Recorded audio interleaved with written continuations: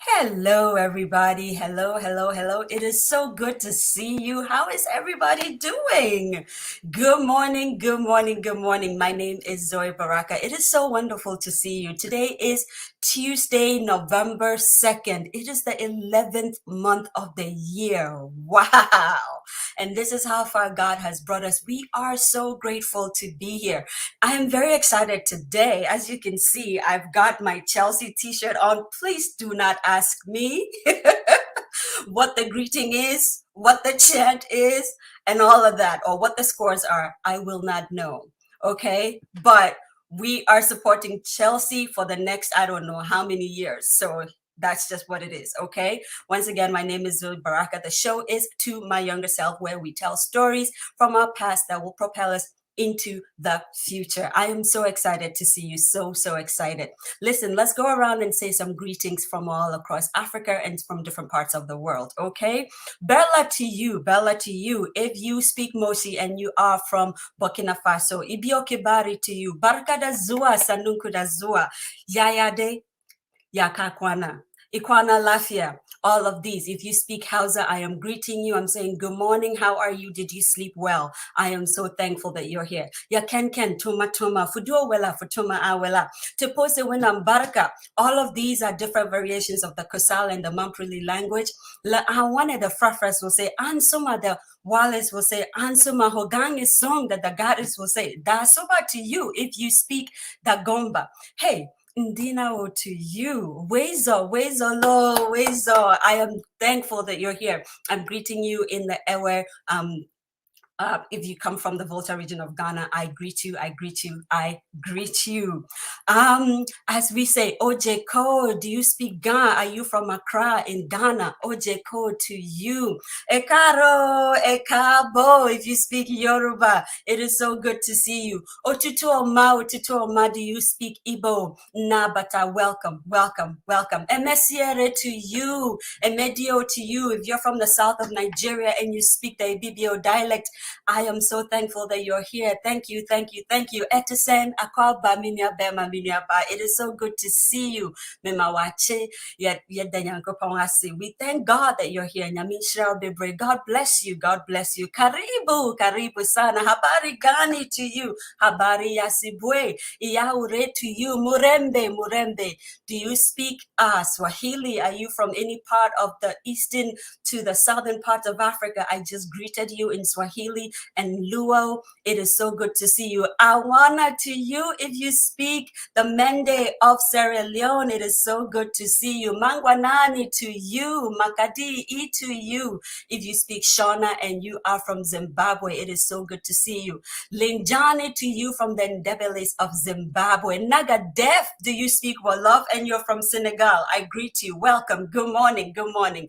Akeyi to you. Do you speak Creole? Now my to you. Oh my goodness. Welena, Welena to you from the Hawaii people of Hawaii, right? Dumela to you if you speak Soto from South Africa. Kotoli to you if you are Fulani. Bonjour, bonjour, bonjour, buongiorno, buenos dias. Oh my God, it is so good to see you. Of course, welcome, welcome, welcome. Wherever you are in the world, I greet you, I greet you. I'm really excited to just see you. Let me tell you guys, these greetings are like a whole show by themselves, and normally it takes about 5 minutes. It's crazy, right? But I thank you, I thank you, I thank you for just hanging in when they're in there with us today. Let me tell you something.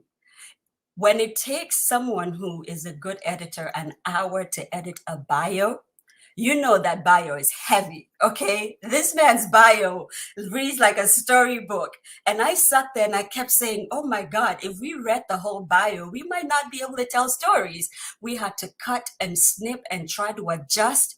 And even so, we thought, oh my Lord, this is not going to do justice because this man is an icon and a movement all by himself. Let me introduce our next guest storyteller. Most of you know him as DJ Fisho. I personally call him Uncle Ekow. And of course, if you want to call his full government, then you will call him Ekow Ichampo. He is a professor of communication studies and cybersecurity in the Washington, D.C. area. but most of you, like I said, just call him DJ Ekow Fisho. He has been entertaining thousands of listeners since the COVID-19 coronavirus epidemic began in April of 2020. His love for music started in his secondary school days, and as he put it, all I knew was reggae. Yeah, you know some reggae? All I knew was reggae, roots reggae, and I could listen to that all day. But DJing was not something he thought about. He just kept a collection of cassettes, each of them very well labeled. His auntie from the US at that time gave him a JVC double cassette deck. Do you know what that is? Okay, if you weren't born in the 80s or like early 90s, you don't know this, so I'm gonna just let it go. So on which he started recording tapes for his friends, and that was the beginning of his unintended but very purposeful radio and DJing career. He started his radio career with Sunshine Radio, later Choice FM, in 1995, where he was hired by Kwesi Dakwa. We all know him. If you're from Ghana, we call him KKD, at Sunshine Radio and then later Choice FM. Okay, after relocating to the USA, Ekow Fisho thought he had left his radio career behind, as he left almost all his music collection to Choice FM and left for graduate school. After moving to Maryland, he reconnected with several friends and has since 2017 been on Star Radio, an online US-based radio station that goes live on Sunday evenings from 5 p.m. to 7 p.m. This hobby, or should I say unintended, but very much a God purpose and talent, has taken DJ Fisho all around the world. He's played at events in Bermuda, the Bahamas, Puerto Rico, Canada, London, Paris, Geneva, Dubai, and of course, Accra, Ghana. Now, the COVID-19 pandemic hit the US hard in March, right? Just when Fisho had returned from a great loss, let's put it that way. And having made peace with his loss, he decided to return to his show on Star Radio.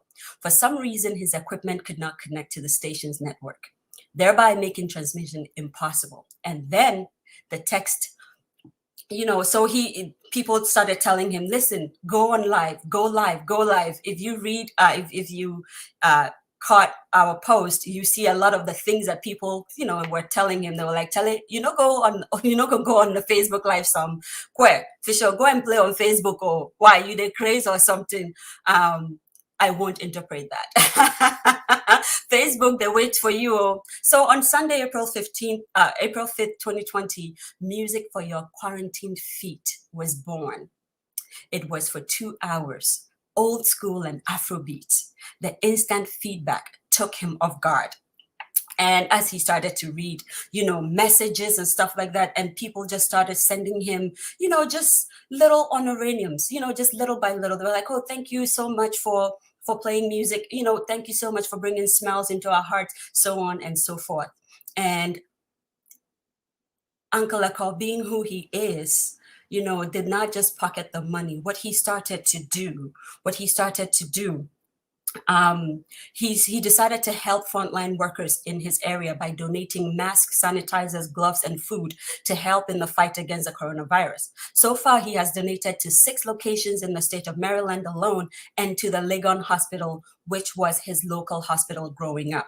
Music for Your Quarantine Feet changed its format after the 4th episode, thanks to the Starling Group of Friends and Africa One Media. The group, or the world-acclaimed Samini, came on the show for what has become more or less a 20-minute virtual concert segment of the show.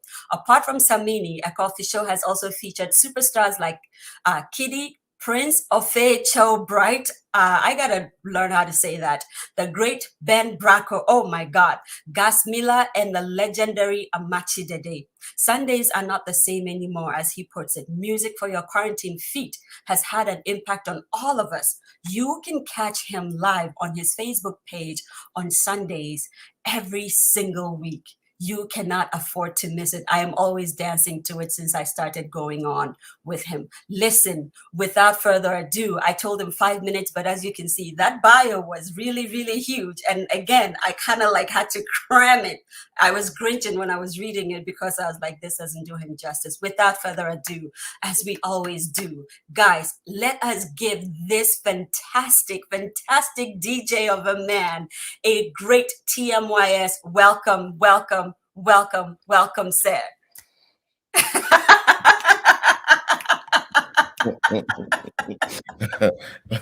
I was listening to the bio and wondering, oh, who are you talking about like that? That's cool. Oh my goodness. Oh my Lord. No, but honestly, your intro, the good morning stuff, that's what you're saying, right? In various Yes. languages. Good morning and Man, welcome. that was Yes. insane. Round and round and round. And I was waiting to hear a futu. I didn't hear that. Oh my God, you must teach us, please. Right now, go ahead. I've forgotten. We're going to put it on our homework No, and I'll we do will that. No, start saying it. post-swear is what everybody. Post-swear. Yeah, and the response Okay, to be on we're my. going to put that there right now. Please, post-swear to you. Good morning. Yeah, representing Sinyabuku live. Yes, and Chelsea at the same time. Well, I mean that one is standard. I mean, your morning should always start with something in your Chelsea mad. Oh, It's, okay. it's called the winner's attitude. So it's something that I hope I can introduce to everybody. Oh my God. Uncle Yeah. Ekow, over to you. The floor is yours. Oh. Well, I usually like talking to somebody and not talking Believe me, about you're myself. talking to a lot of people. At the moment, you have at least 16 people that are here watching, and over time it's going to skyrocket. So you're Well, definitely talking to people. well, good morning to each and everyone out there. I hope my voice sounds okay. Yes. I had one heck of a weekend, tiring, which actually let me know that I am a little older than I thought. I used to recover quite quickly, no matter how tired I was over the weekend. But to my younger self, just know that age catches up quickly. That's one. Ew. Age catches up quickly, so just make hay while the sun shines. So it's cool. Yes. It was good listening to you talking about everything. You basically put my whole life in 5 minutes. So I don't even know In 4 minutes, though. That's crazy. what to say. But yeah, basically that's what has happened over the year. And I was telling somebody recently, like it seems everything I've done in my personal life has just disappeared, and it's DJ Fisho taking over everything now. As if that's who I've become, one way or the other. And it's funny how you have no control over where life takes you. All you can do is just try to be the best in whatever you're doing, and Yes. that's just what seems to have happened. But so I grew up. I was born 51 years and 3 days ago. Wow. Can you You imagine? can claim 30 something status, I can okay? say, So, yeah, I can calculate that exactly. Talking about calculating, yeah, math has always been part of my life. So my name is Angelo, right? mm, And sometimes people ask me why Angelo, but my father used to work in Italy. My mm. father was a people think he was a mathematician. No, he was a mathematical physicist Wow. and worked at the International Center for Theoretical Physics in Trieste, Italy. Oh my So God. he lived there maybe 3-4 months in a year, and then of course would work in Ghana as well. So I think before I was born, they were there, and um, I think 7 months when my mom was pregnant, 7 months into her pregnancy, something went wrong, Mm. and and the doctor who managed to save me was called Angelo. And so my father named me when I was born. My father named me Angelo, and all three of us, my other siblings, all have the A. Mm. My brother is Adrian, from one of the world's best physicists who my father admired, and my sister is Adeline. That one I don't even know. I need to find out why it was between my father and my mother having an argument about over that. And Oh so my God. all of us have the A. name within us. So yeah, and so I lived on Legon. We grew up on Legon campus. Mm. Basically, an excellent place to grow up. Mm-hmm. And people. Sometimes people want to tease you and say you're dadaba, and I don't know why you're teasing because I accept it 100%. It was basically that was a nice place to grow up. Legon was a very small knit community. Everybody knew everyone, and we just hanged out together. And after all these years, we're still a close knit community, and it's been an environment that I wish sometimes I wish I could still raise my family in that environment. Wow. So that was good. University Primary School, where most of us went, and in primary school I loved theater, drama. Mm. I loved all these the arts, which was kind of interesting, and then sports. Now I might look different. My stomach might look deceptive, but don't get it wrong, man. I used to be a sportsman at some point in time. not Why do you think I got this? I came with guns not ablazing. exactly soccer. Soccer I used to watch, and in the neighborhood I would play because most of the time I own the ball. Mm. The owner of the ball would always be on the team, right? But if that day was somebody else's ball, I mean, I won't even get called to be part of the team. I wasn't very good at football. I used to enjoy watching it, but I wasn't. Mine was athletics, 100 meters, 4x100, 200 Wow. was my max. But I didn't really have a strong heart to go over that. I was asthmatic when I was young, and it was Mm. pretty bad. So running was what I could do, 100, 200. Soccer, no, it wasn't really that. The love for soccer was something different. I'll tell you how that started down the line. So primary school was more fun. I loved after school. I used to be in a club called the Young Writers Club, Mm. and I loved writing stories. I loved the creativity part of it. I think maybe I got that from my mom. My mom was more into the arts, the literature side. My father was more of a science brain. Mm. Opposites do attract. Yeah, definitely did. And I guess maybe being the firstborn, I was expected to toe his line more, but Oh yeah, yeah. I was more along my mom's side, although he wanted me to be Mm. in there. Anyway, so growing up, I really had no idea what I wanted to. It would just rotate. At some point in time, I wanted to be a pilot. I wanted to be a priest. Can you believe that? I I can't wanted believe it though. anything, anything in the world. The only thing I knew that I did not want to be was a teacher. Mm.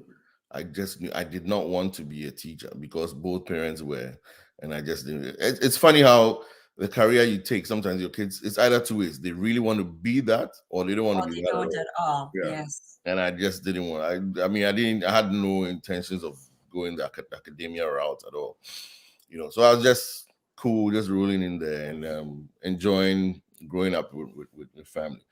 One thing I knew all along was I would always go to infant swim school. Mm. My father went to infant swim school, and right from childhood, there was absolutely by the time we were all 8 years old, we all knew how to sing all the verses of the infant swim school anthem. And he always used to say, you know, this is going to be a problem, but we'll solve it. We'll solve it. We have to get your sister into infant swim. She can't go to any other school. How about infantiman Yeah, girls? go to infant swim school. I mean, if she's going to be the only girl who will go to infant swim school, yes, she will. So it was almost 100% that I'll get into infant swim school, which I did. Common entrance, got in there, got to infant swim school. The year was 1983. Mm. Arguably one of the toughest years in Ghana's history. Wow. So there was in the third term of the semester, there was, I mean, we had some issues, no teachers and all that. And he got upset and so pulled me out of Achimota school. And till he passed away, he kept on saying that was one of his biggest mistakes he had ever Mm. made. So that's the reason why I left poetry. Sometimes people come up with different stories about bullying and all that. No, that's not why I left. I left because my father moved me to Achimota. So came to Achimota school Mhm. in my second year. And that was good. I mean, I assimilated almost immediately because I had a lot of friends who had come from University Primary to Achimota. So Actually. that transition wasn't a difficult one at all. And it was all right. Now in Form 3, in Achimota in Form 3 is when you take the test to be whether you're going the science route or going Mhm. the arts route. informed me my father was in the country. He had traveled, right? So I was just, messing around, and the whole list comes out. Actually, there's a whole list from beginning to end, and I was like at the bottom of the science list. So I knew if I took sciences, I would struggle with all this stuff. My passion was always in the arts anyway. So when I made that decision, he wasn't here. So I ended up in the arts classes, which I wanted to do. I know he wasn't too happy about that, but he didn't really say much. So I did my maths, my literature, everything along those lines. And then after O level, my dad decides, you're going to do A level maths. I said, I can't do A level maths. It's not possible. You need to do additional mathematics at the O level before you do that. He's like, no, you will still do the A level maths. So that threw me off a little bit. I couldn't get into Achimota because, of course, they were not going to take me with an art student coming to do advanced level maths. I managed to get into Presec, right? I did my classes, my maths classes in Presec, and the teacher was like, "Oh yeah, I think he can do that." Of course, my mom taught in Presec, so it was a little maybe an advantage I got that others wouldn't. So I walk into my first sixth form class, and everybody's discussing maths. I mean that was one of the toughest periods of my life. Here I was in sixth form, Presec, probably one of the top science schools in Ghana, with a bunch of students describing or talking about hard maths, which I hadn't done. Oh my Lord, I remember that one. And I start to panic. Like, how am I supposed to pass this? How am I supposed to do this A level thing in technically it's a year and a half? Lower six will come later in the year. And so I walked out after class that day. I walked out to my mom's office and I said, I'm not going to do maths. I'm going to do literature. Wow. You could not do maths and literature because they're the same time, exact same time. So she has to go talk to my father. So I walked from Presec to the maths department. Wow. I walked to the office and I said, Daddy, I can't do A-level maths. He's like, why? I mean, maths is the easiest subject in the world.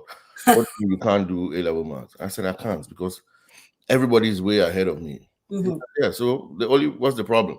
All you need to do is catch up. I said, I can't even understand what they're talking about.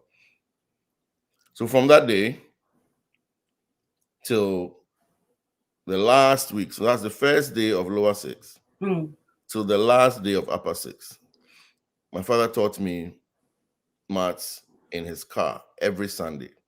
Wow. Every Sunday. So I'll study my hard maths and A-level maths all through every Sunday. It was probably the best grade I've ever had. I got a C in that one. Oh my God.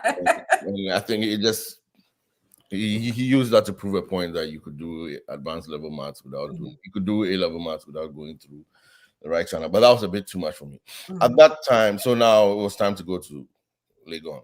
And when it got to Legon, I said I'll choose my own subjects. I didn't get involved at all. At that time, my father was the pro vice chancellor of University of Ghana, and I said, you know what, I'm going to do this. At that time, I realized that he had started treating me like an adult. For the first, I started noticing a few things that no, he wasn't treating me like a young guy anymore. So maybe I took advantage. I just went ahead and chose my own subjects: geography, philosophy, nothing. And I chose the hall I was going to go to. My father before then was the hall master of Commonwealth Hall. And I didn't want any comparisons. All my life, everywhere I went to was Professor Champon's son, Professor Champ. I didn't want any comparisons at all. So I said, no, I'm not even going to Commonwealth. I'm going to choose Saba Hall. So time goes by, everybody's excited about going to Legon and filling out forms, and I'm not saying anything. So one morning he calls me, he's like, what's going on? Why haven't you submitted your forms for Legon? What's going? I mean, every day I go up to registry, you don't say anything. I said, oh, I've already applied. I applied ages ago. He's like, what? I said, yeah, I already applied. He said, what did you choose? I said, geography, philosophy, classics. Oh my God. So he was sitting down quiet. He was like, yeah, you didn't choose maths? I said, nah. He's like, why? I said, Daddy, I can't. I think this is it. I can't go further after A-level maths. He's like, why? I said I can't. He said, okay, you don't want to take my class, that's fine. What about statistics? I said no. Computer science, I said no. And he says, all right, just do whatever you want to do. It's fine. I mean, whatever you decide to do, I'll support you. My heart went, whoa. I said, cool. I mean, normally he wouldn't do that, but I said, okay, that's fine. So I turn around, I'm going away. And then he says, what hall did you choose? I said, Sabah Hall.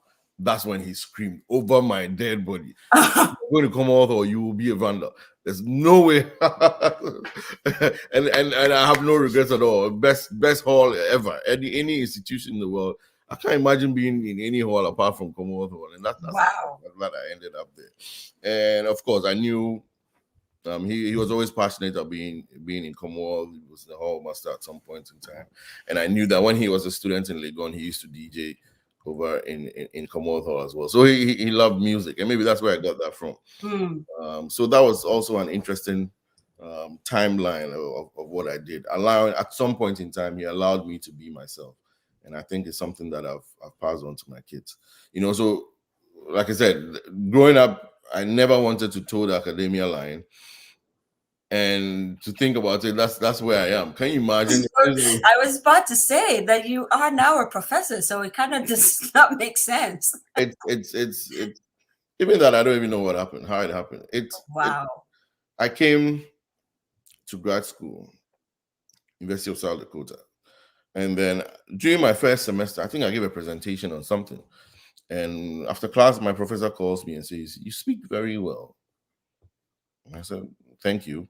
And she says, "Have you ever, you could be a teaching assistant?" I said, "Oh, no. I'm here just to do my work." And she said, "No, you be a teaching assistant." And then she says, "If you were a teaching assistant, you only pay, one third of the tuition. Oh. You get 2/3 off, and you also get a stipend every month." That did it for me. So I took a course in teaching, learning how to teach. And then the semester after that started, being a TA. And that was my first time interacting with undergrad students. But over time, studied that. And before leaving, I just submitted my resume. I still thought I would work in financial communication. So I used to send out applications to some of the banks over in the East Coast. I knew I wanted to move to the East Coast. But still, my professor, one of my professors was saying, I think you should be in academia. Just, drop out a few feelers to some of these universities. I said, okay. I only did because they recommended it. Right. Then my first offer came through from George Mason University in Virginia. I said, hey.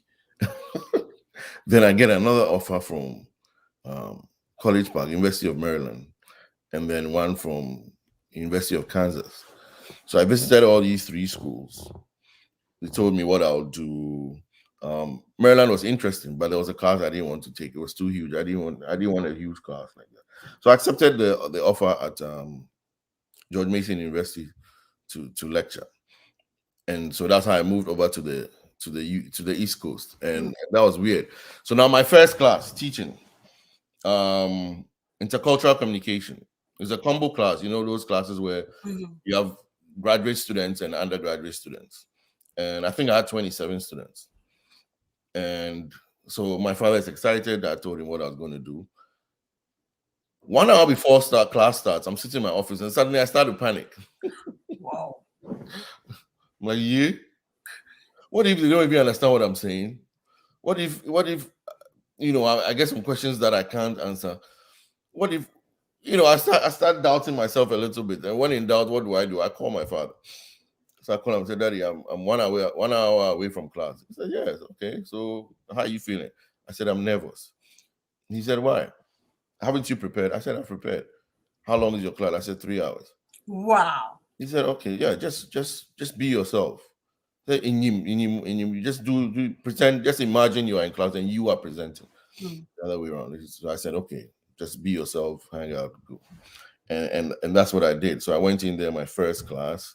I was a young professor. I had grad students who were probably about around my age, and for the first few weeks, they would try to challenge you, see how much you know. And I was just fresh out of school. I was very, very smart and ready for all that stuff. So that was good. It was a very good intro into academia in the Mm. US.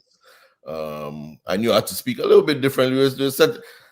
I'd come with that attitude of, years ago, Charlie, you won't change your accent, you speak normally. And you don't even realize when your accent changes over time. But of course, your main goal is to make sure your audience understands what you're saying Mm.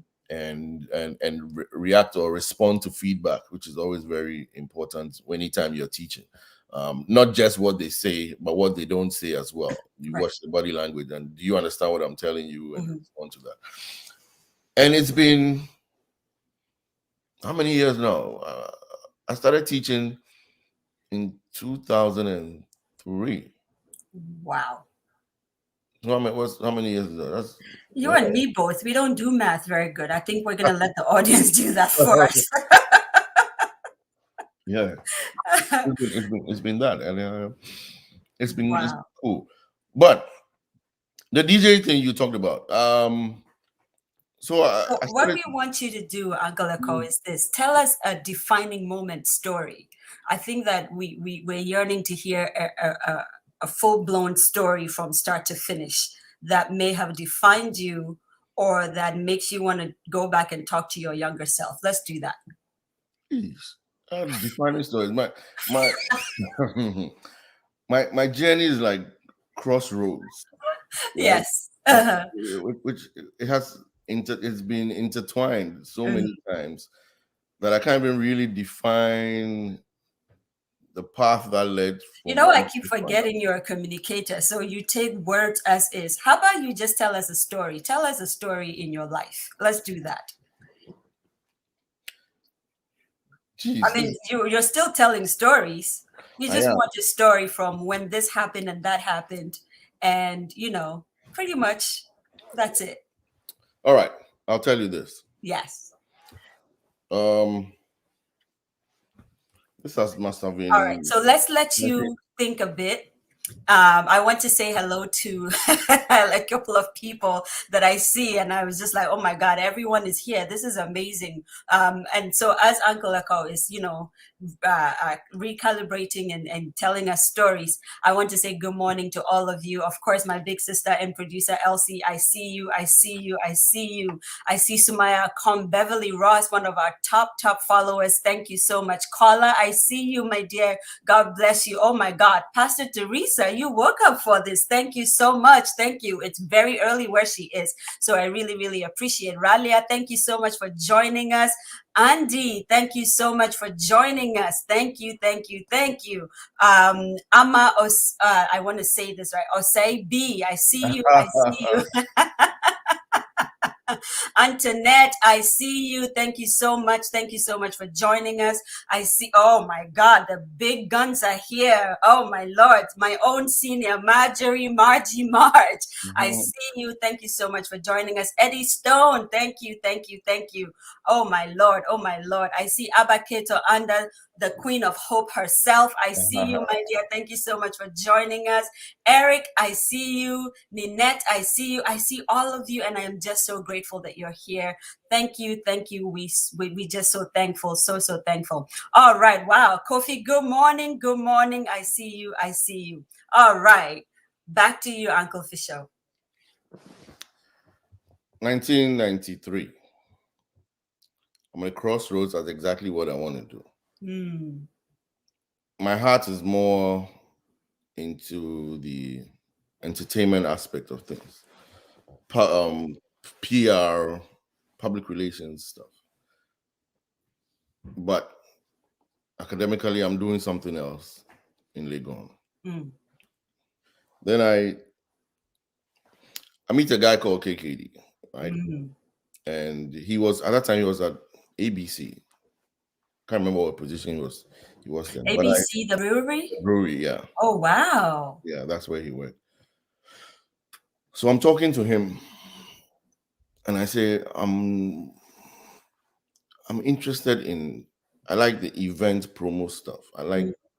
that aspect of. organizing events. That's what I want to do professionally. And he says, so why don't you go to the Ghana Institute of Journalism? I didn't even know that institution existed. I didn't. Well, I'm an alumni from there, so. I didn't. I Wow. honestly didn't. My train of thought was always secondary school, national service, university, Mhm. and work. So I said, but I don't want to study journalism. He says, no, you don't have to. It's you can study public relations, marketing, and Yeah, advertising. yeah. So it was KKD who told me about GIJ. It was KKD who drove me to GIJ, Oh my Lord. picked out forms, applied, and got in there. And So you did go to GIJ. hmm? That's a fun fact. Oh, Wow. in all this conversation, I've mentioned in France Film School, Yes. in Achimota School, I've mentioned Presec, I've mentioned Ligon, Mhm. I've now mentioned GIJ. Oh my God. 5. Mhm. So sometimes you get people saying, "Oh, Fisho knows a lot of people," because I went to You went to 5 big ones. Yes. in Ghana. So I got into GIJ and I Mhm. studied PR, marketing, and advertising, and it was eye opening. Wow. Right, learning all the stuff that goes on behind the scenes, and I was very passionate about that. I enjoyed that, and started working with Target Advertising, the Kawansa. Yes. Yeah, Oh, so that's an old one. yeah, Wow. Target. I learned about advertising industry. It was a Target. I did all these commercials with Accra Brewery and Pioneer Tobacco and all that stuff. You did that? I did a cigarette advert. Now that advert should have been done in about 3 hours. Hmm. Man, every time I would hold the cigarette, they would say, "That's not how you hold it." I've never smoked in my life before. I didn't even know there was particular way of holding. A cigarette. Every time I'll hold the cigarette and they say, "Cut," and then, oh man, I'm sure I annoyed everybody because I didn't. I still don't know how you hold it. Who cares anyway? Yes. I just so that was, yeah. So that's my advertising and marketing path, and that's how I actually ended up in the radio industry. Well, I always knew I would do radio because KKD had spoken to me about that before, about a new radio station coming up and how I'll work in that industry. Mhm. So that's what led to it, and that's how at the station I wasn't just working on the presenting side, but I was in the marketing and advertising department as well behind the scenes. So that was following my passion Mhm. was critical, and like I said, I was worried that if I told my father that he wouldn't be too excited about that. So I told somebody else. I talk about significant others. A Mhm. significant other is somebody whose opinion you value. Hmm. So that is Wow. a significant That's a other. quotable quote right there. Our lead communicator, I would want to tell you, can you hashtag that for us? Wow. Yeah, Wow. so a significant other could be family. A significant other could be somebody you hold in high esteem, and Mhm. and to me, KKD meant a lot to me. So to a lot of people, he's probably maybe known more on the entertainment side.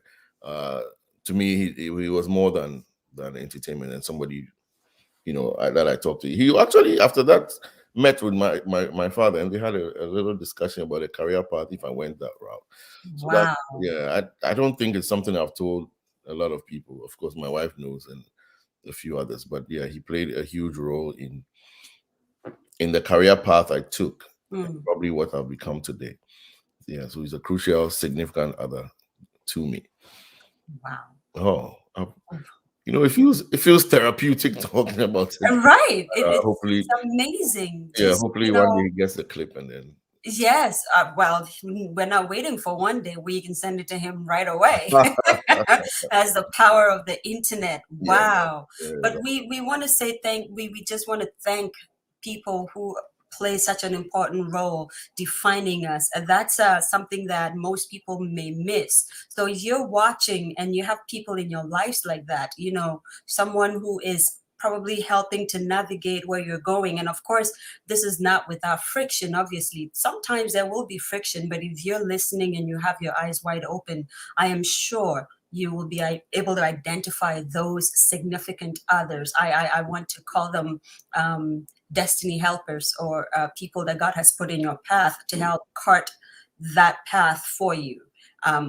I mean, obviously, it might have been a very confusing time for Uncle Ekow because, you know, you're caught between math and and literature. It is not an easy life to live between mother and father. I mean, that is Yeah, wow. and I think you know the pressure of being like the firstborn, and you want your son to follow a certain path. And I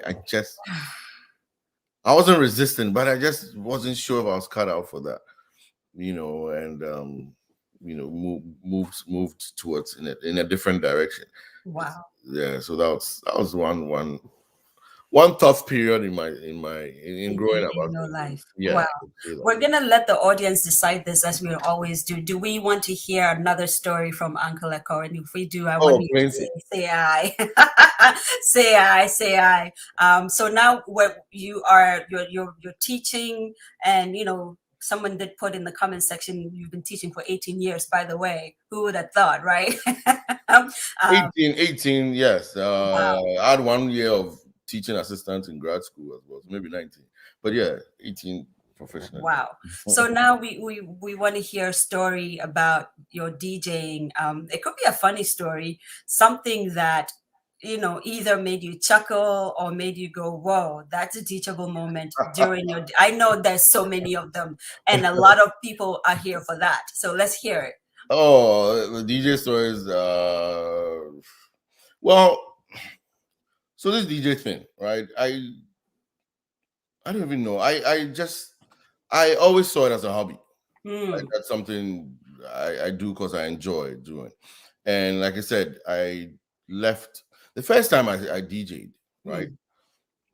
All I knew was reggae. I've told you before. All I knew was reggae. I didn't know anything about R&B and that. No. But and I didn't used to go out a lot. I hardly got permission to go out for parties and all that. So if I went to one, I really wanted to utilize it. Right. One day I was a party in the airport. I got permission at home. My father allowed me to go. So I went to this party in the airport. And I went there, you know, hanging out with friends, chatting, and everybody was complaining that the music was not too good. So I don't even know how I ended up next to the DJ. Wow. I said, what are you doing? Oh, can you imagine if somebody that did that to me today? I'll be so angry. I would be so mad. Who Yeah, are what you? are you doing? And he was like, I'm playing songs that I like. And I said, How old were you at this point? I was 16. Oh my God. So I said, look, I know 10 songs that show me those 10 songs. So the cassettes. So he showed me those 10 songs that I gave him a list of 10. I said, look, let me play those 10 songs. So I played those 10 songs, and then the party went. It was jamming. Actually, I didn't. I should correct that. I didn't play those things. I told him what to play. I didn't know how Right. to play. I said, play this, and then he played those songs, and then the party he plays. Hey.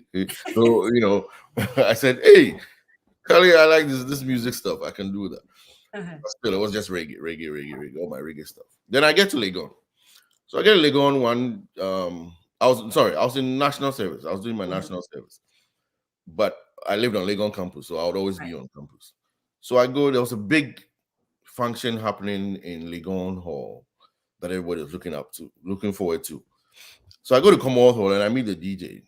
He was called DJ Chaiii. He passed away. Oh man. Oh yes, but it was Chaiii. So I go to his room and I said, Charlie, Chaiii, I like music, but I don't know how to DJ. He's like, you're a reggae guy. I said, yeah. He says, okay, so this function starts at 6. Nobody's going to show up till about 10. So he would come at 10 o'clock and play. Between that 6 and 10 or 7 and 10, I should go and just play something. I said, oh, how? He said, yeah, go play. I said, I don't even know how to use this mixer stuff. So he showed me what channel 1 was, what channel 2 was. Wow. How to mix. We spent about an hour in his room. And then he goes to set up on Legon Hall, and I go there, and all I do is play reggae. And it was cool. I mean, people were coming in and jumping up and down, excited, and I got bitten by that bug. So the following year, I'm in Commonwealth Hall. There's campus radio, and I had a slot on there. And you know how the world goes wrong. That's how one day. That's how I met KKD. Wow. He was driving to Volta Hall. He was driving to campus and was listening to the campus radio stuff.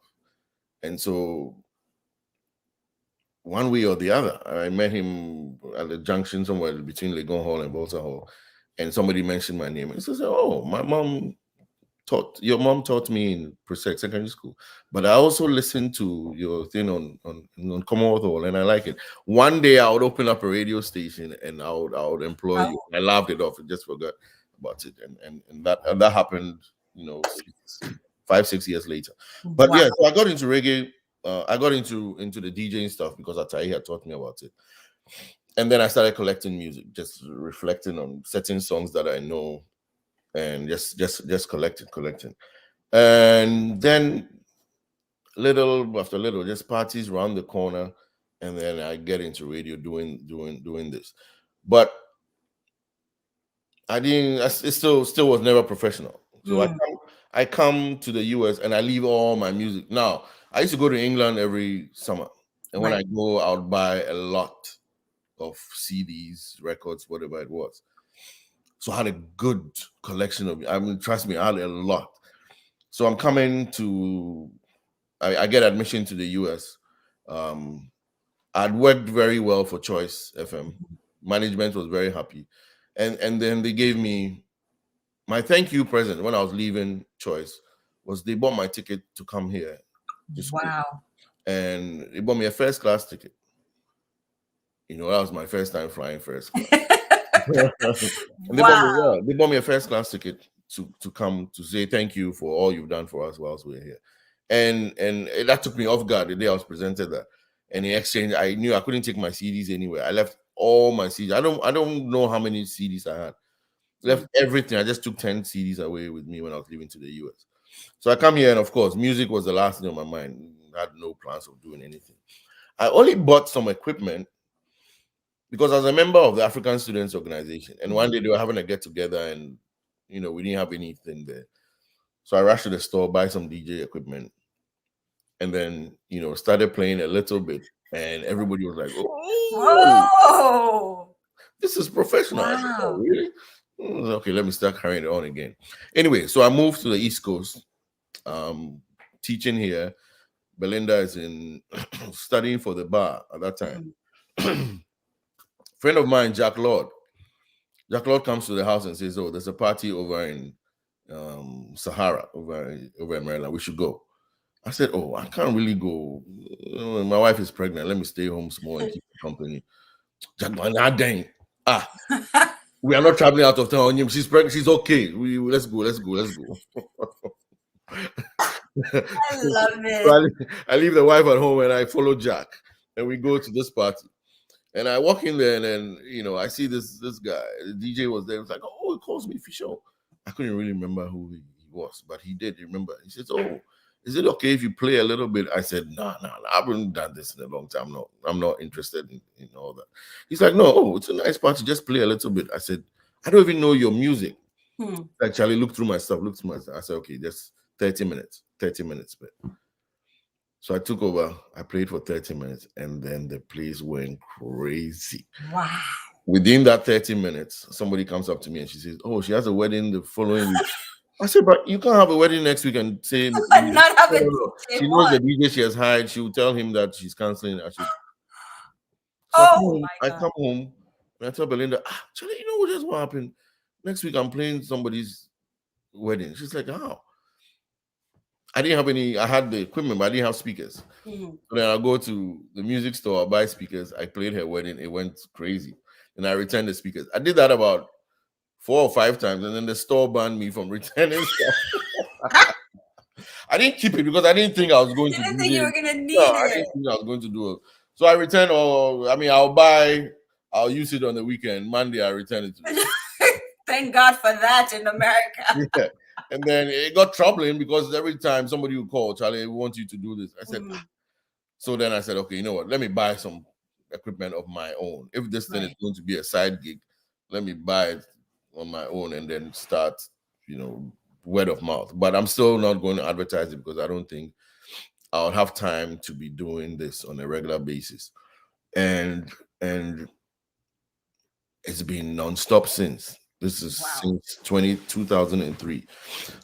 But it's taking me places that I had no clue about. Look, I went to a function in Bermuda.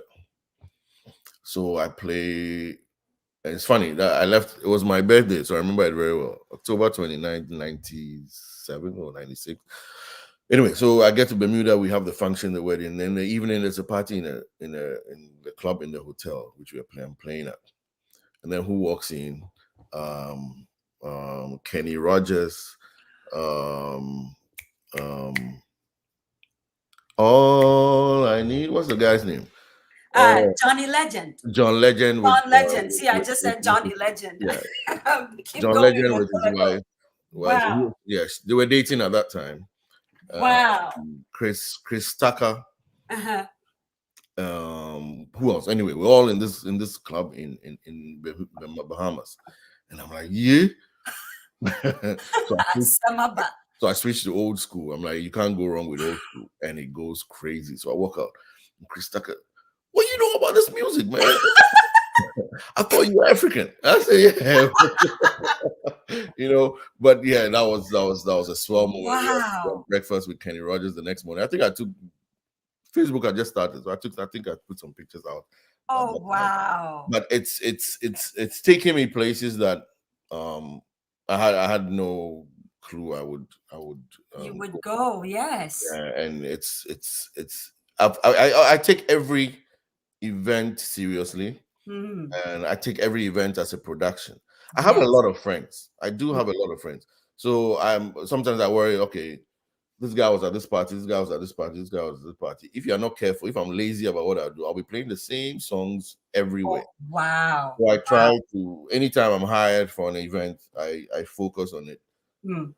Think about the audience, think about the music I'm going to do. What changes can I make to this? What and try to be particular about it. Find a dress code for the party. Try and dress appropriately for it. I don't like it when I go for a function. The DJ is somewhere in the corner in a t-shirt and some slippers, as if he's not part of the function. Of the Yeah, show, yes. that's all part of it. There was an event. I was invited to play in Ghana. You're teaching. This would teach. Yeah. I mean, no, you have to be professional in everything you do. So Wow. I leave here. The function is on Friday evening Mm. in Kempinski.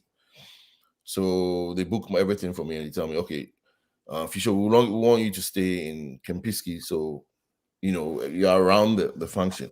And usually I like the Ghana event. I like going to play in Ghana because it gave me a chance to visit my parents. Right. Right. So I said, no, don't worry about accommodation for me. I just be with my mom. She's like, no, let's do this. Yeah, so we're covering you accommodation for you in Kempinski for three nights. Mm. I said, okay, because I'm there Friday, Saturday, I leave on Sunday. Mm-hmm. So I get to Ghana Friday morning. I go straight to Kempinski. I check out the venue, make sure everything is working, do sound checks, audio, everything is set. And I go to the room, I sleep, wake up maybe an hour and a half before the function, make sure everything is okay. So I'm well dressed, I'm in my tuxedo. So I get there, and then somebody's out there. He says, "Oh, this is where the guests are sitting." I said, "No, I'm I'm the the." DJ. So, oh, boy. No, That's a lie. Hey, DJ, what dress is it? I'm like, oh, come on, man. It's a production. You're part of this, right? So if you put a little bit of yourself, you put a little bit of effort in anything you do, and I tend to talk to mentor a lot of young DJs, and I tell them that, man, you are part of the event. You're part of the show. Dress Wow. accordingly. And focus on what is going on 100% while the function is going on. I've been to a function before, they call the DJ and maybe he's going out for smoke, or And he has something that is just playing are you over, are you kidding me, man? It's not, no. Because what I always try to do is, okay, somebody has heard your name before they came to this function. Mm-hmm. And so they would also tell somebody, hey, Fisho was at this function. And Yes. so every time I'm playing, I always tell myself there's somebody who's listening to me for the first time. Yes. Let me play accordingly. Let me make sure that they are happy with whatever they are hearing. And that has gotten me through it all. So Wow. we've done it. We've done. COVID was troublesome because before COVID, my international schedule was insane. I was starting to get worried, like, how am I going to pull this off? And then teach at the same time. Because we had Zanzibar, we had some Kenya, we Wow. had Tanzania, we had Maldives. Maldives, I Oh was my really looking forward to, God. playing in the Maldives, and I'll come back and laugh, tell Belinda and laugh at her and all that going around. But yeah, it's been a career, and I started looking at it as a career now. It's been a career that has done things that I totally did not expect. Wow. And so, what I would tell a younger Fisho is, look, no matter what you do, just follow your passion. See, one thing, self-esteem. You always want to increase your self-esteem, which helps you Yes. assimilate wherever you go. And people with high self-esteem, not the obnoxious ones, people with high self-esteem always are confident in themselves. They always interact easily. And it's just a vibe that is good. It hangs around.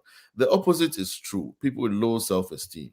When you have low self-esteem, you tend to expect negative stuff.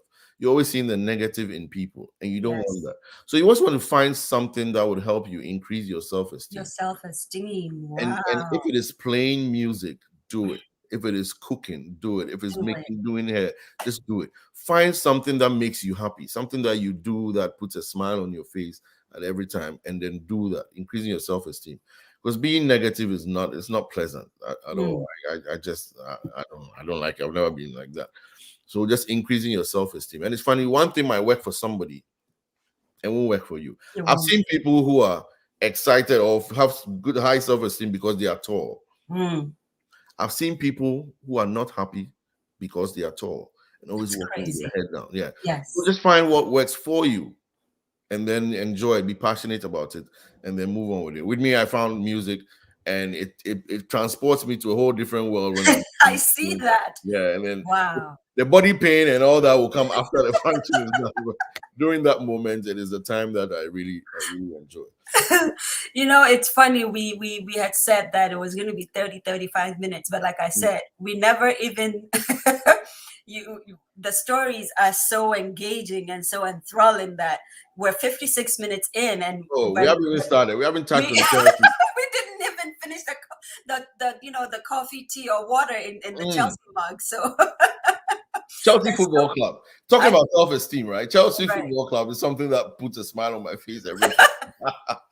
And I'm being yeah, Chelsea. It's funny, eh? I walk into my closet now, and it's getting scary.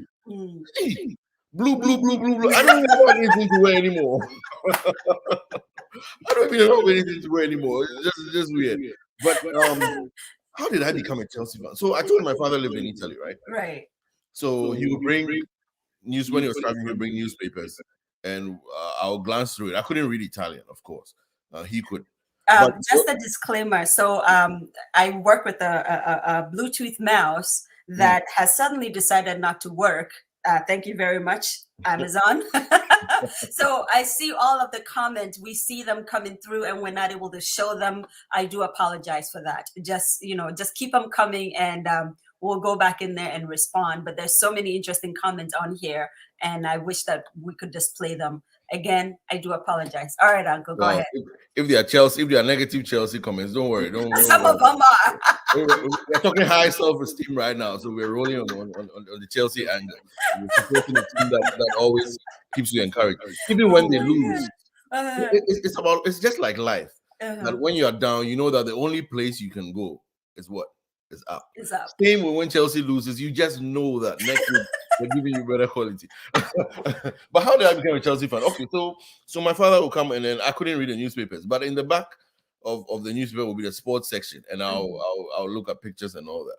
And so one day he comes home, and he lived in Trieste, so he always go Milan and then Accra, and there was a team in Italy then, AC Milan. It was horrible. They had come from relegation.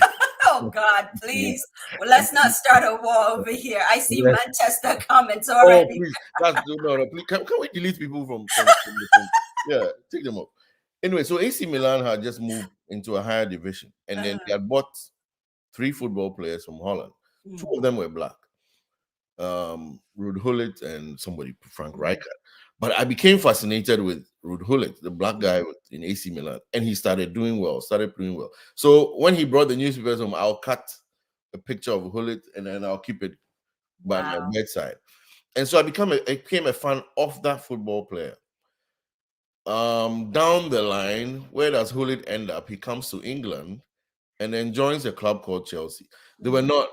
Chelsea wasn't a good club. It was a small club. My aunties used to live in West London, so when we were there, I knew Chelsea used to train on a horrible football pitch near the airport. I mean, every time there were planes flying over, and it wasn't. They were always in the news for trouble. Right. After games going into club and all that. And all my friends used to support like Arsenal. Arsenal was a decent football club then. Decent, he says. Decent. Okay. So I supported Chelsea. I supported Ruud Gullit because he came to Chelsea, and I seemed to follow everything Chelsea was doing. So maybe at that time we're down, but now, I mean, it's something else. And I'm glad you're wearing the shirt you're wearing. Yeah, we got it for that. Yeah, somewhere right now. I mean, I'm surrounded by all my Chelsea books. Oh my Lord! Game sheet. I mean, it's not just my wardrobe; it's everywhere. I mean, everywhere, all around me. This is the only thing I own that says Chelsea on it, by the way. Oh, Zoe, that's not good. We have to change that. We have to change. I'll get your address. I need to send you something. Yes, please. Yeah, I'll do that. Yeah, so it's been something I've been passionate about for quite a while. Wow. I've indoctrinated my kids into that. The same way my father taught me the infanticum school songs growing up. I've taught my kids right from beginning. Everybody knows the words to the Chelsea songs. They don't have a choice when it comes to clothing. Can you sing it? Oh yeah, blue. Let's go. Oh, blue is the color. It's actually my ringtone. Oh wow! Football is the game. We are together, and winning is our aim. So cheer us on through the sun and rain. Chelsea is our aim. It's a wonderful. It's a song that gives you goosebumps when you're feeling down and out, and you run out of hymns that you want to sing. You want to divert a little bit. Go find the Chelsea song. Just find the Chelsea song. Wow. I know the Manchester fans are very, very quiet right now. I don't this is a Tuesday morning show. Don't bring I don't see big sis here at all. Yeah, just leave it up.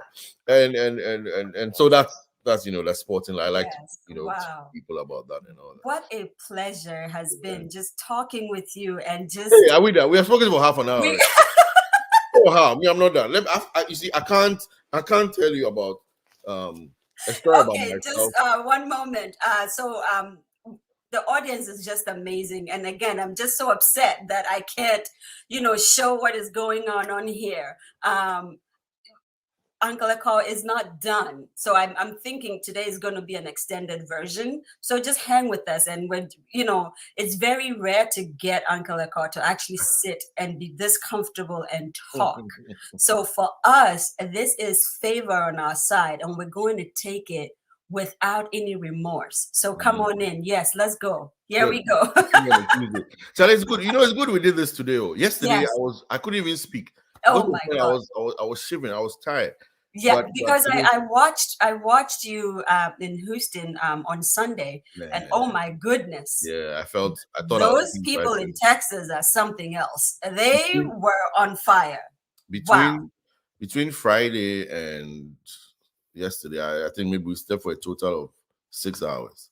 Wow! It was crazy. It was running on adrenaline, and then you know how Mother Nature is.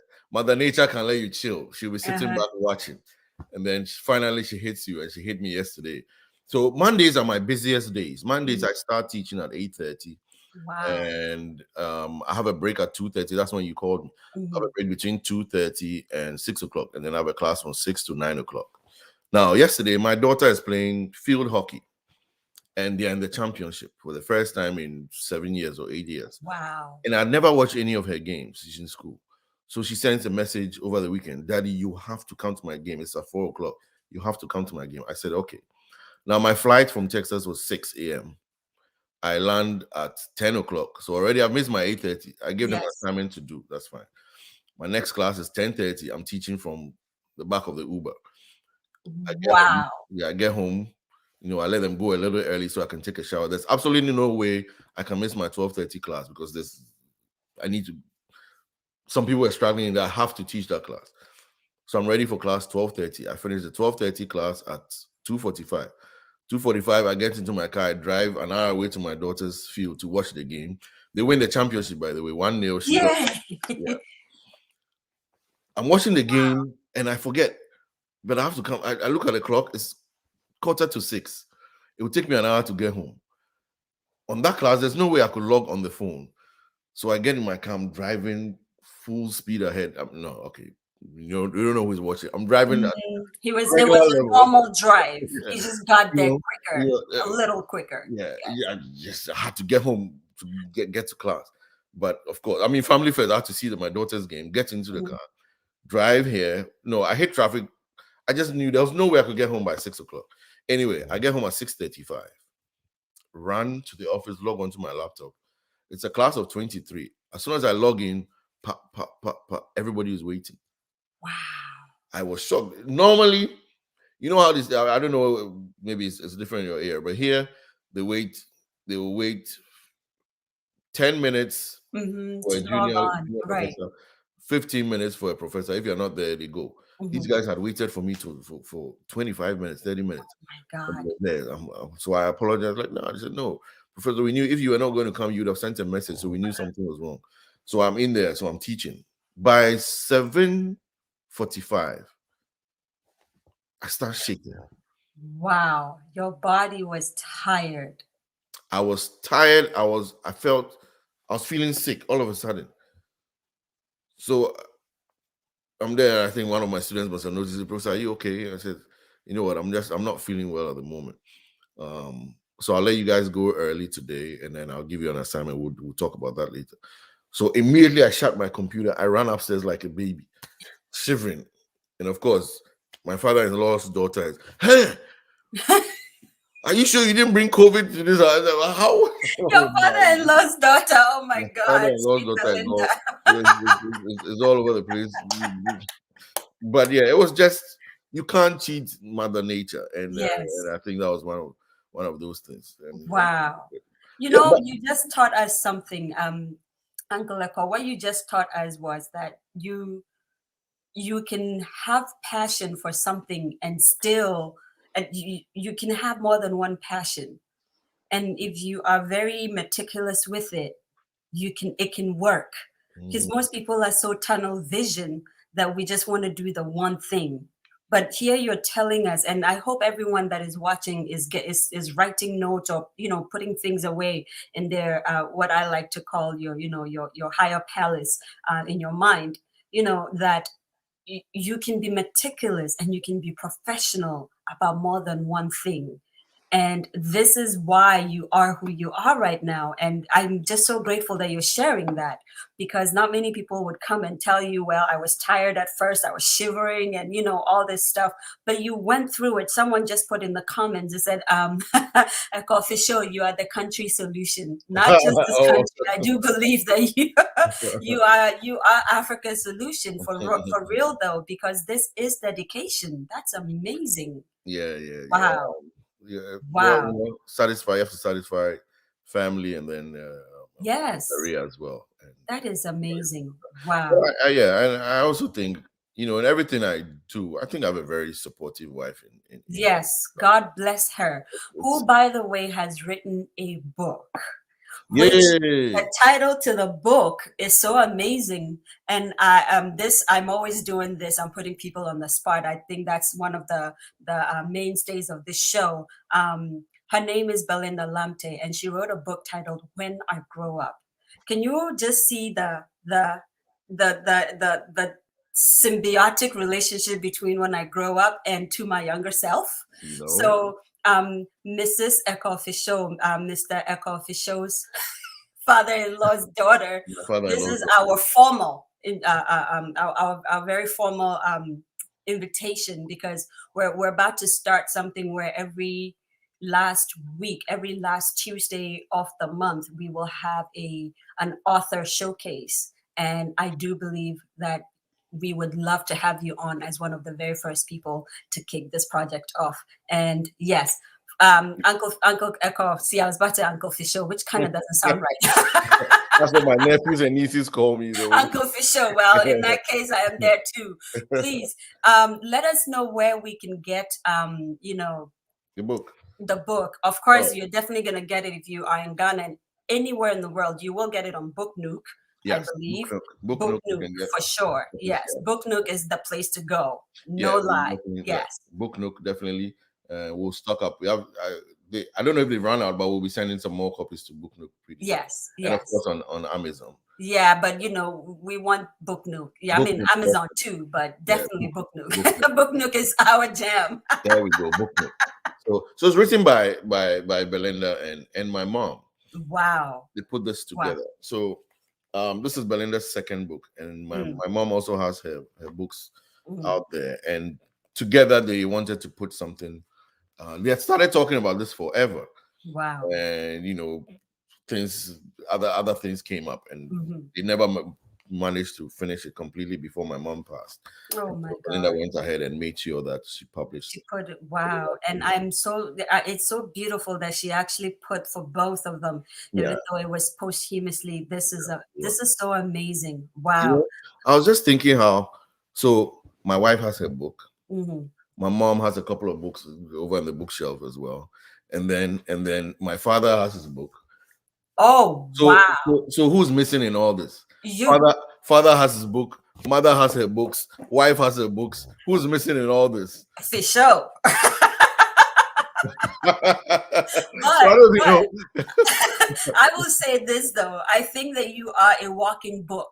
So I That don't have to publish it. you There don't you go. really necessarily, you are already published because Yeah, every time you play music, every time you're DJing, you're literally writing a book. there you go. So And there you go. You don't have to get me on Amazon. You can find me on YouTube on and buy. YouTube, Yeah, yes, you can buy my books. Facebook, My books are my programs, which you can pick up. yes, But yes. I don't. Yeah, but Somebody sorry, just I put, don't get paid for that, do I? yes. So I need to write it out. Antoinette just say you need to write a book on how to DJ for Oh, sure. These nuggets that you shared with us about dressing up for the occasion, being professional, showing up on time, not going out to smoke because people do that. And they say, oh, yeah, I'm going to go get a smoko. All these things, being like a daisical, not having good equipment, all of these things are teachable moments a lot. that It's a a lot. budding DJ would definitely learn from, There's a you lot. know. So Usually I get people right. who tell me, "Oh, Fisho, Charlie, this song." I said, Hmm. "Oh yeah, I've been looking for it. I can't find it." "Oh no, you can download it from YouTube." And Hmm. I don't do that. Why? Wow. People hire you to play at their events, Hmm. expecting quality music, not just a mix or anything, but quality music. And Hmm. so I buy. When I tell people this all the time, like, I buy every song that I like. Wow. I buy every song because you're getting the quality out of it. It's Hmm. excellent quality, and sometimes it's difficult. Look, there's a song I bought a couple months ago. It's an old school song. I was looking for it, and then I find it in a store in Germany, and I wanted it before my show on Sunday. So I contacted the store in Germany and I begged them to please express it for me. Of course, it's one song. I don't want to tell you how much I paid for that song, but it got here on time. I played at a party and all. So I spent money to get all my music because of the quality. I want the quality of that, and I'll tell people all the time. If you can download it, but the quality is not good. Something goes up, the bass level is down, Yes. all that. And I'm very particular about that. And then there are different ways of playing. If it's for a show or if it's for a live show where you're speaking to an audience, when to speak over certain songs. You know, Wow. you can't. There are times when you can speak over a certain song, but there are people who just talk, and you don't do that. You're spoiling the songs. And Mm. so the different presentation, the art of presentation is different from the art of DJing. And when you're doing the Wow. combination of the two, you should know when to do what. And I'm being honest. KKD, his name seems to come in everything I do. Yes. But it's true. He taught me that in addition to Tommy and enforcing, right? The art of presentation Oh and my God, Uncle Tommy. He's definitely scheduled to be on this show no because, way. yeah, let me tell you, I have a long history with both Uncle Tommy and Uncle Gerald and Enforcing. These are giants in my Oh, so tell me life. after. Yeah, those are wonderful people. Yeah, those. I mean, there are certain things that sometimes I Wow. listen, and I talk to people who are receptive enough to listen to what Wow. I'll say, and I do that. But see, you just birthed the book, and this is, I'm always talking about master classes. This is one of them. This is definitely a master class that would teach, because you just birthed the art of presentation and the art of DJing. And if nobody has that already, I think you should just go ahead and grab that title and patent it right now. Yeah, I'll do that. Well, I Yes. should find a way of bringing Chelsea into the art. Yeah. Oh, definitely. I Yeah, mean, that's just the thing. it's a winner's mentality. We'll find a way of putting that into it. Yes. Yes. But And all I these am things, so fate, grateful. yeah, fate has a way of playing a role in all these Yes. things. Just sometimes luck just happens. You know how I met my father-in-law's daughter. Mm. Right? I love how you I'll just tell you. relate to her Yeah, as your father-in-law's daughter. yeah. Yes, please tell me. I'll tell you that story. So Yes. it's university, right? First week. Okay, this is the first time I saw it. We're not dating, but the first time I saw it. So first week of college, and over in Commonwealth Hall. I'm in Commonwealth Hall, and a lot of people had gone home that first weekend. So I'm sitting down with a few friends, and then we're hungry. See, that's why I like food, though. So we're hungry, and we decided to come down to Central Cafeteria. If you know Legon well, Central Cafeteria. Yes. There's a lady who was selling yams, right? So we're walking down, going to get some yams, and then Charlie. So it's three of us, me, my friend Roasty, and another guy. I can't remember who it was. Then we see these two girls also coming to Central Cap to come by yam.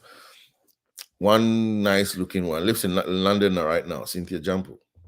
And then this other girl, Charlie, small, cute, little, Cute something. Yeah. small waist, big butt, big eyes. Oh my Lord, So that's how you do it. Yeah, I see this girl. I'm like, man, that's a nice looking girl.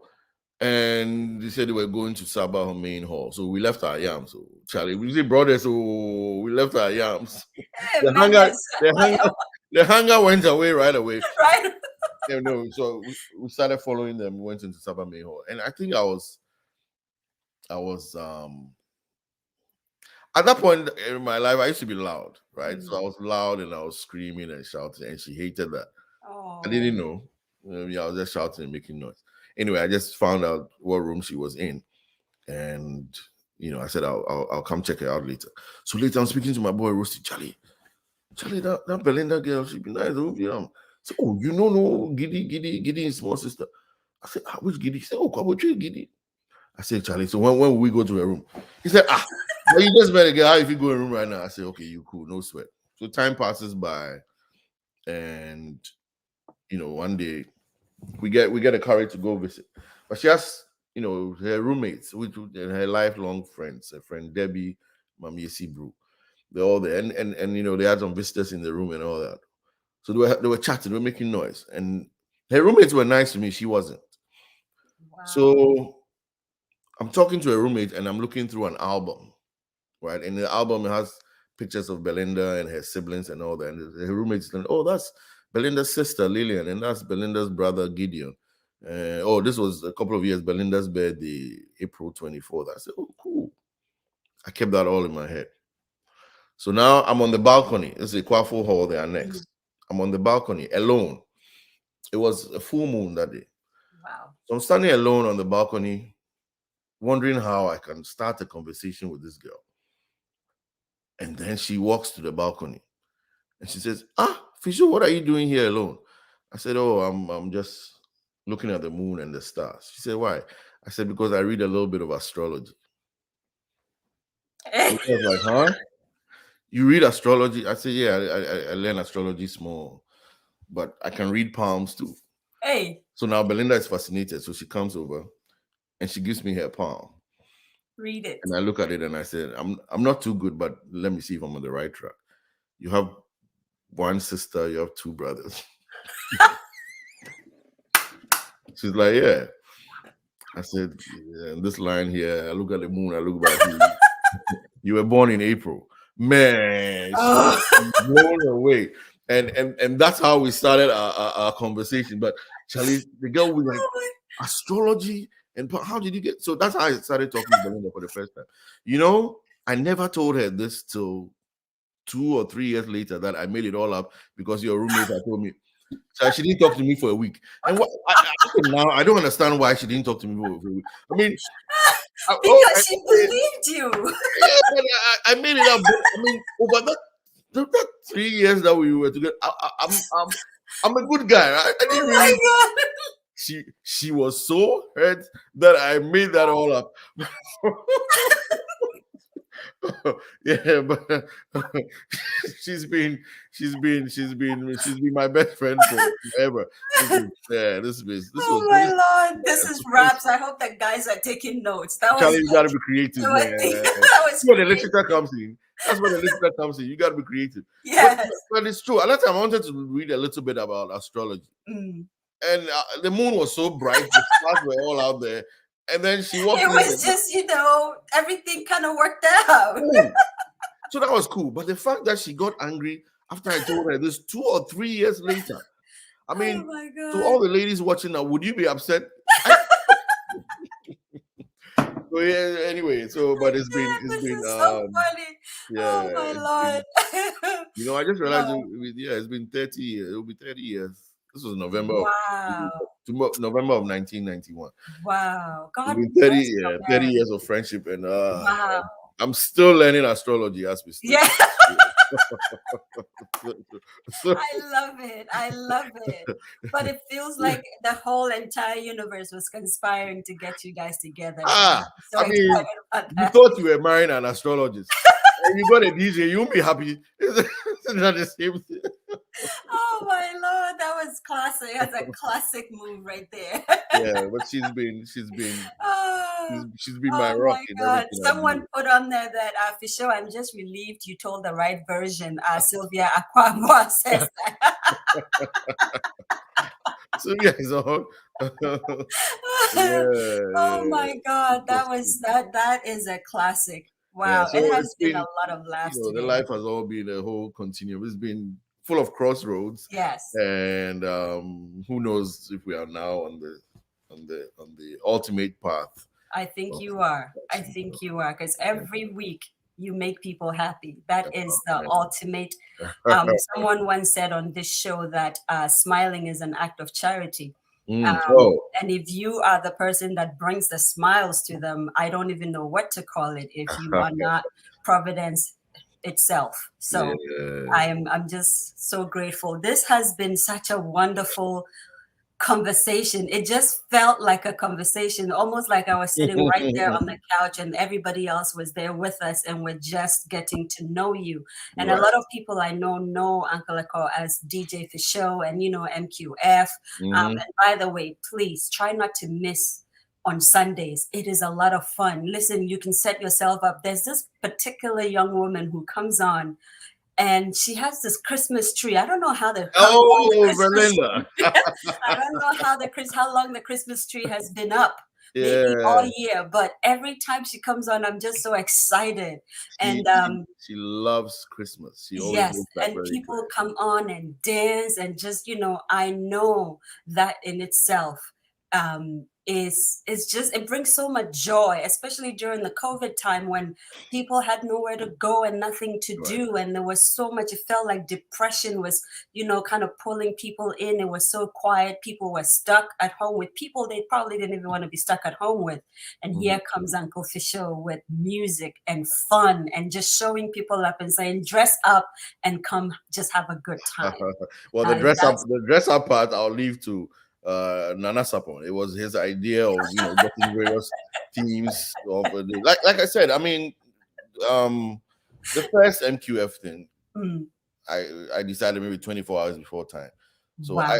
I saw the flyer I made recently about that. It was a couple of cassettes. I took a picture and I put it on. Charlie, guys, I'm going live in 2 hours. That Wow. was basically that. And Nana Sapo had sent a message saying, Fisho, is it okay if I come to your house to dance? I thought he was joking. So an hour into the show, I look outside and there's this guy dressed in a colorful outfit, full mask, gloves. He brought his own bottle of Wow. drink, he brought his own glass, he brought his own chair. everything. I mean, thinking about it right now, he was dancing outside, and Belinda made food, and they will pass the food through the door. It was like Oh a my prisoner. But the whole enthusiasm and excitement about it, I had no intentions of of doing it more than once. Wow. And last Sunday we just had show number 81. Yes. Wow. I have no clue where we're going with it. But you're going somewhere. The feedback has been phenomenal. Yes. 77,000 people, I heard you say, that come on every week. When you look at this. When you look at, sometimes just look at the people live, it's not, the numbers are not as huge as it used to be. That people are going back to work. But over the week ends, and then you look at them behind the scenes. Yes, and you say, wow. 77,000. Like, hey, I mean, wow. The first time I saw it, I was shocked. Yes. Then I was like, hey, really?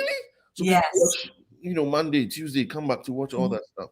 And I find that, I mean, thank you. I keep saying thank you all the time.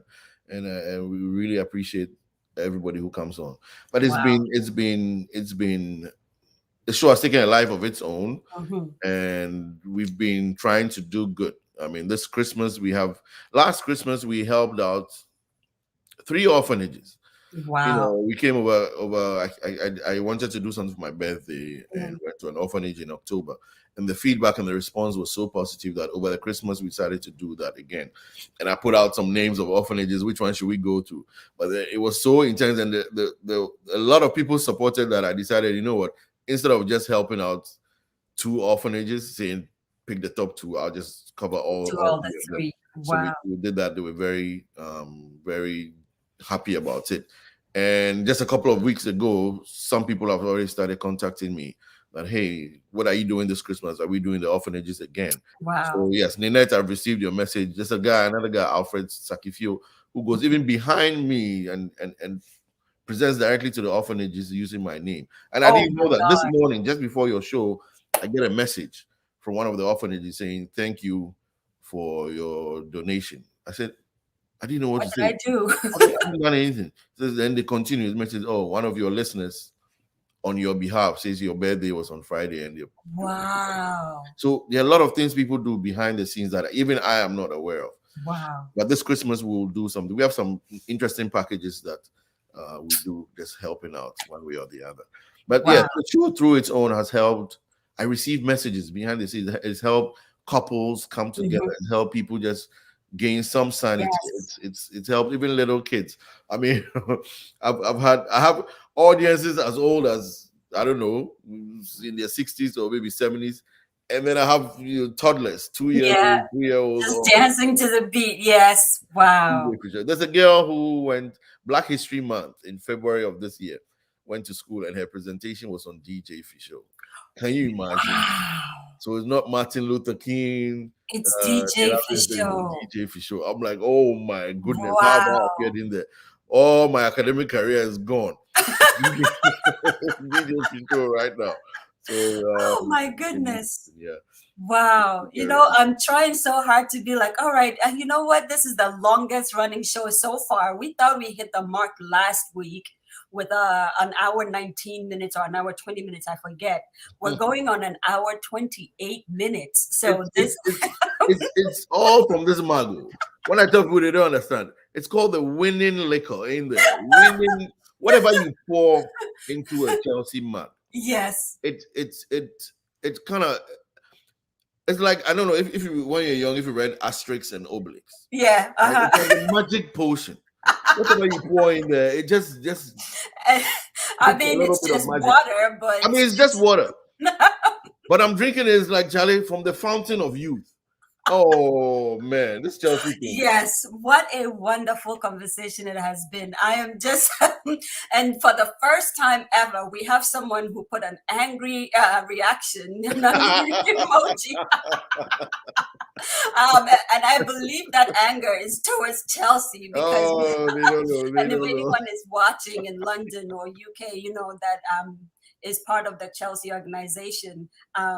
You have to contact Uncle Ekow because he's one of your biggest fans, and I hope that you got to meet your idol from from them soon if Oh you yeah, haven't yet. I've met a few of the players. Wow, So wow, I've visited wow, the stadium. It's been wow. cool. What an On my amazing. birthday, actually, they sent me a nice birthday card, which was very thoughtful. I have Wow. a friend in England, Carly and Sai.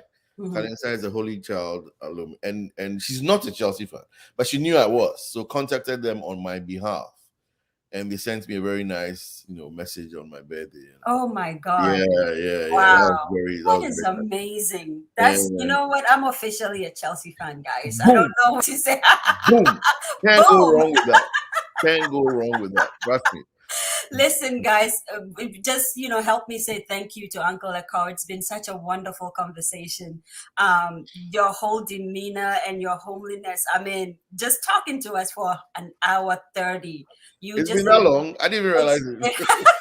it has been. You have invested in us like no other. We're so grateful. God bless you. Thank you. Thank you. We cannot wait to have you back on. And of course, we cannot wait to see you on Sunday when you play some good music to make people happy. Mhm. Next week, guys, we're going to have it's another project we're starting where we're hearing from, because so far our guest average has been between the ages of about 25 to about now let's say 60-ish, but we're doing one where this is the grandma and grandpa's edition. So next week Oh, we will have that's our nice. very first. She's in her 70s and she blogs and is on social media. She is so savvy and writes about all kinds of amazing things. I call her Mama Amelia, and she's going to be here to share stories from her past and just kind of hang with us like Uncle Ekow did. Please do not miss it. You don't want to miss this, okay? And so many other things going to happening in November and in December. We break for about 2 weeks into December for just the Christmas season, and then we come back in January. But so far so good. God has been good. And again, Uncle Ekow, wow. Wow. God Thank bless you. you. Thank you. Yeah, it's been fun to join you. I initially thought 7:30 in the morning. Then when I said yes, oh, November 2nd. Oh, no problem. Then later I clicked, oh, I'm coming back from Texas November Oh my 1st. I'll God. be worn out November 2nd. But I mean, as I told you, the magic from that cup Yes, just always gave you strength. brings out that strength. But I would like to say thank you to each and everyone who's tuned in, watching. It's very encouraging when you do that. It helps us. We're doing our little programs from our little corner and reaching out people all over the world. So it's very encouraging when you see that we're doing that, and I'm happy that Zoe's incredible. I mean, her shirt alone tells the story. But even without the shirt, the thought of putting something like this together is very, very amazing. And to all those who help you behind the scenes, we say thank you to them. Yes, yes. And so to everybody, it's been great. Have a It's been wonderful great. Tuesday morning. Yes, Thank yes, you. Thank you to yes. everybody who's supported DJ Fisho in one way or the other. Yes, yes. And please, this Christmas, reach out to him. MQF, there's friends of MQF. There Mhm. is DJ Fisho. There is Ekow Fisho. You can find him on all of the social media. Now I believe you can even send stars to him in Yep. your own way. Let us help someone out there who may not be able to celebrate Christmas the way we normally would. And I believe, it's about integrity. Throughout this whole conversation, you have seen integrity run through everything that Uncle Ekow has done and is doing. So send a little. You know what? There is nothing like too small or too big. You can send a dollar. You can also send 1,000. You can send, listen, we're not going to say no to 1 million. He will do good with it. Okay, we're dreaming big. Okay, so please do that. And we're hoping and we're praying that to my younger self we'll be able to partner with Uncle Ekow to just do all of this good stuff that No he's doubt. doing during the Christmas season. We cannot wait. We cannot wait to have you on board with us. No Thank you doubt. so much once again. God bless you, and we love you. And have a wonderful, wonderful time. I'm going to attempt to end the broadcast with the mouse that doesn't work. Oh, All right, the guys. things that technology does to us. Yes. Love you guys. If the mouse Bye. doesn't work, we are still here. We'll I still know. talk.